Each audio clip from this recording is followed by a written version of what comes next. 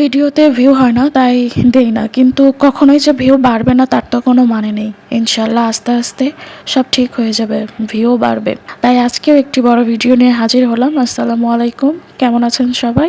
যে যেখান থেকে আমার ভিডিওটি দেখছেন সবাইকে জানাই অসংখ্য ধন্যবাদ। আজ পবিত্র জুমার দিন যেভাবে কাটালাম তাই নিয়েই আজকের ভিডিওটি। তো প্রথমেই দেখতে পেলেন সকালের নাস্তা, পরোটা, আলু আর গরুর মাংস ঝোড়া দিয়ে একটা ভাজি, আর সাথে ছিল চা। আজকে ওয়েদার খিচুড়ি খাওয়ার ওয়েদার, মানে বৃষ্টি হচ্ছে।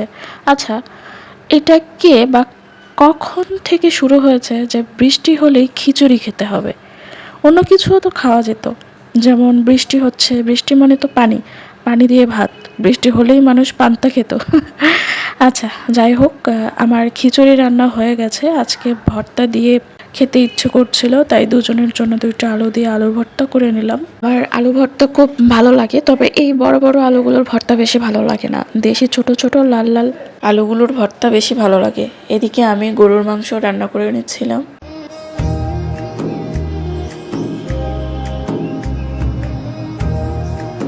রান্নাটা প্রায় শেষের দিকে, প্রায় হয়ে এসেছে।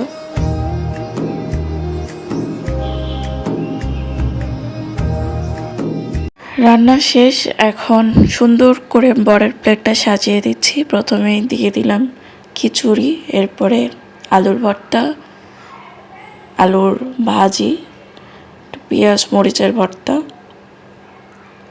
আমের আচার,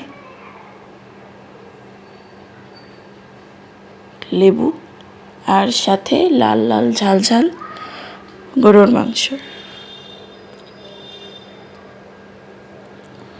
আলহামদুলিল্লাহ, দুপুরের খাবার খেয়ে বিকেলের ওয়েদারটা অনেক সুন্দর ছিল, অনেক বাতাস হচ্ছিল, আর সেজন্যই বেরিয়ে পড়লাম একটু ঘোরাঘুরির জন্য।